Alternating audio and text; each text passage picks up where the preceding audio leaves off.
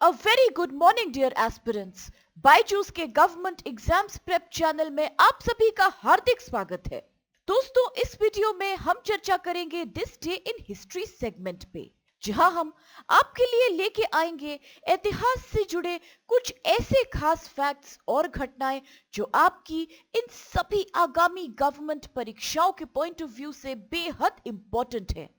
Along with this, video के आखिर में हम आपसे शेयर करेंगे कुछ जरूरी प्रैक्टिस क्वेश्चंस भी, जो कि आज के तमाम फैक्ट्स पे ही बेस्ड हैं। आप अवश्य ही दोस्तों प्रयास करके इन सवालों को ध्यान से देखिए और इनके उत्तर हमारे साथ कमेंट सेक्शन में शेयर करते रहिए, क्योंकि इनकी रूटीन प्रैक्टिस से भी आपको इन सभी एग्जाम्स में बेहद हेल्प मिलेगी।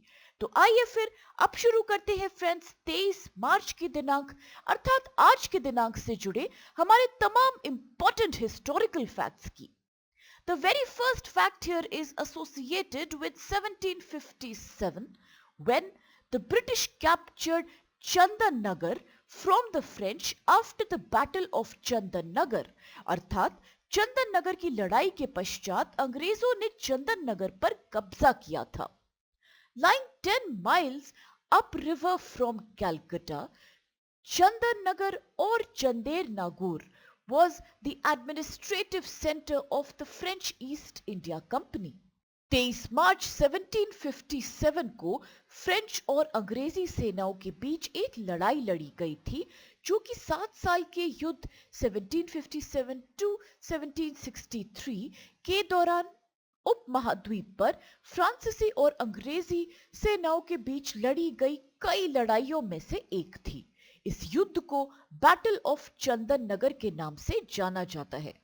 The British captured Chandan from the French after this decisive battle, as the British forces led by Robert Clive and Admiral Charles Weston bombarded and captured the city.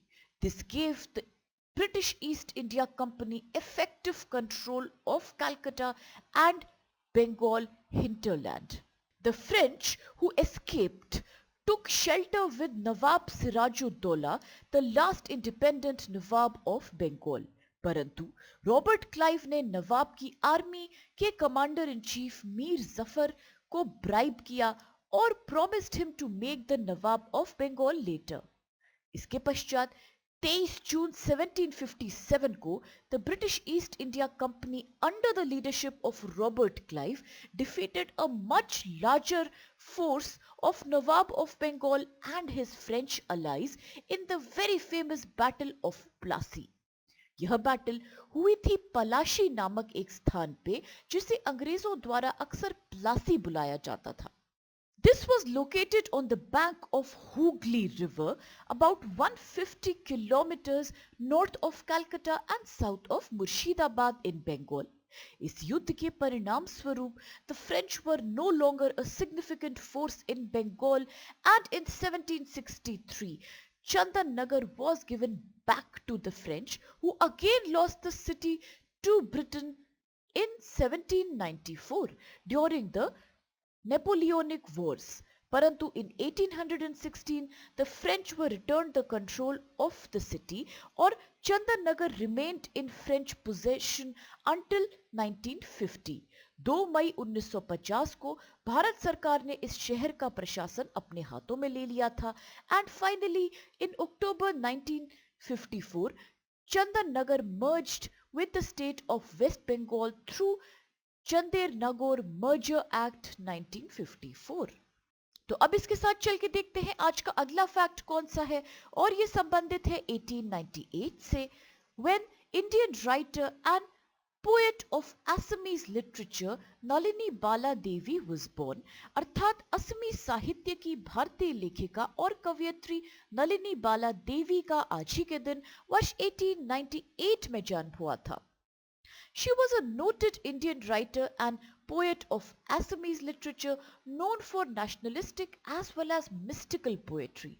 उनका जन्म 1898 में असम के गुवाहाटी में हुआ था और उनके पिता कर्मवीर नबीन चंद्र बोरदोलोई एक प्रसिद्ध असमी भारतीय स्वतंत्रता आंदोलन के कार्यकर्ता और लेखक थे।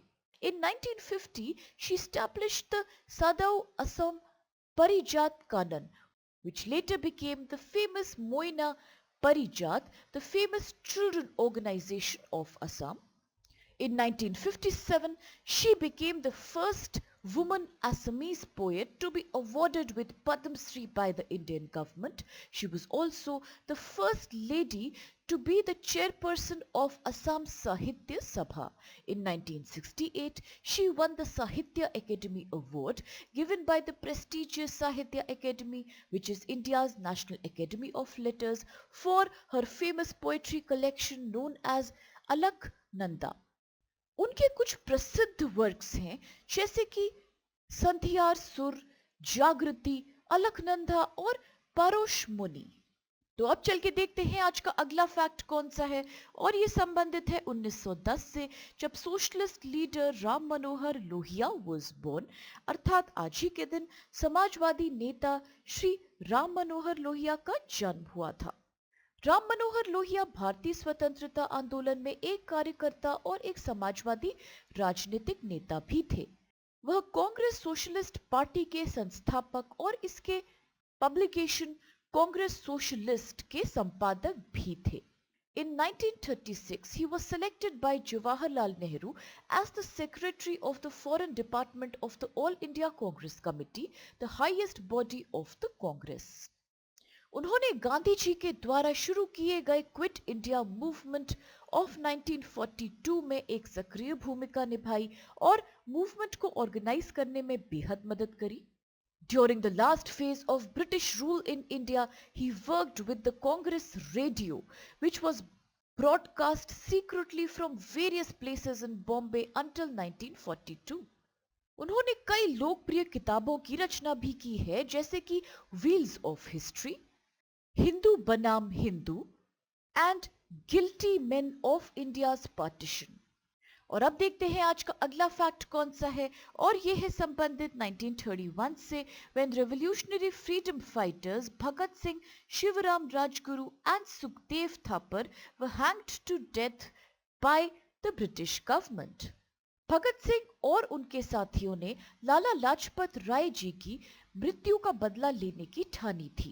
लाला लाजपत राय ने एक साइलेंट प्रोटेस्ट में भाग लेते समय against the Simon Commission British police superintendent James A Scott के द्वारा लाठीचार्ज के दौरान गंभीर रूप से चोट खाई थी इन 1928। इसके कारण बाद में उनकी मृत्यु हो गई थी। Bhagat Singh and Rajguru, filled with anger regarding the same, shot and killed an assistant superintendent of police of Lahore named John Saunders in a case of mistaken identity. Parantu, they proclaimed that Lala Lajpat Rai's death had been avenged. As Singh and Rajguru fled, Chandrasekhar Azad shot a police constable, Chanan Singh, who was pursuing the revolutionaries. वह सभी Hindustan socialist Republican association के सदस्य थे, जो एक क्रांतिकारी गतिविधियों में शामिल संगठन था। In April 1929, Bhagat Singh and Batukeshwar Dutt threw 2 bombs in the Central Legislative Assembly at Delhi to protest an unjust bill. The two did not, however, run away from the scene after the chaos and shouted the slogans of Inqilab Zindabad. Singh and Dutt were given life imprisonments. Other revolutionaries, including Rajguru, were arrested from bomb factory at Lahore, and the police were then able to link the revolutionaries to the Saunders murder case as well. They charged Bhagat Singh, Rajguru and Sukhdev and many of their friends in this case. युवकों के trial ने देश में व्यापक ध्यान आकर्षित किया और 7 अक्टूबर 1930 को सिंह, राजगुरु और सुखदेव को मौत की सजा सुनाई गई थी, जबकि अन्य लोगों को कारावास और निर्वासन की सजा दी गई। The trio was ordered to be hanged on 24th March 1931, but the sentence was carried out a day before at the Lahore jail. इसीलिए इनके बलिदान को देश भर में मार्टियर्स डे और शहीद दिवस या फिर सर्वोदया डे के रूप में मनाया जाता है। और अब देखते हैं आज का अगला फैक्ट, जो है कि किस प्रकार हर वर्ष world meteorological day is observed, अर्थात विश्व मौसम विज्ञान दिवस विश्व भर में आज ही के दिन हर साल मनाया जाता है। तो वर्ल्ड मेटियोरोलॉजिकल डे हर वर्ष 23 मार्च को मनाया जाता है and it commemorates the coming into force of the World Meteorological Organization in 1950. Since 1961, the World Meteorological Organization has been celebrating the World Meteorological Day with a different theme selected for each year.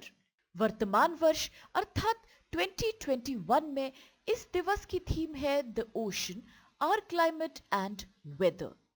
यहाँ ये भी जानना आवश्यक है कि फिर क्या है द वर्ल्ड मीटियोरोलॉजिकल ऑर्गेनाइजेशन और WMO। तो द वर्ल्ड मीटियोरोलॉजिकल ऑर्गेनाइजेशन अर्थात WMO is a specialized agency of the United Nations which is responsible for promoting international cooperation on atmospheric science, climatology, hydrology and geophysics। यह 193 देशों और क्षेत्रों से बना हुआ है और अपने सदस्यों के संबंधित मौसम विज्ञान और हाइड्रोलॉजिकल संस्थानों के बीच डेटा, सूचना और अनुसंधान के मुफ्त और अप्रतिबंधित आदान प्रदान की सुविधा प्रदान करता है। The WMO originated from the International Meteorological Organization, which was a non-governmental organization founded in 1873। और अब अगर बात करें कि फिर इसके मुख्यालय अर्थात हेडक्वार्टर्स कहाँ स्थित है, तो आप याद रखिए कि ये स्विट्जरलैंड देश के एक शहर जेनेवा में स्थित है। तो अब चल के देखते हैं कौन से क्वेश्चंस आज हमारे साथ हैं। And the very first question here is when was the battle of Plassey fought, अर्थात प्लासी का युद्ध कब लड़ा गया था। ऑप्शंस आपके सामने हैं A 1757, B 1767, C 1758 या फिर D 1779। The other question is under whose possession was Chandan at the time of Indian independence, अर्थात भारतीय स्वतंत्रता के समय चंदन नगर किसके अधिकार के अंतर्गत आता था। ऑप्शंस है A Dutch, B Portuguese, C French या D ब्रिटिश।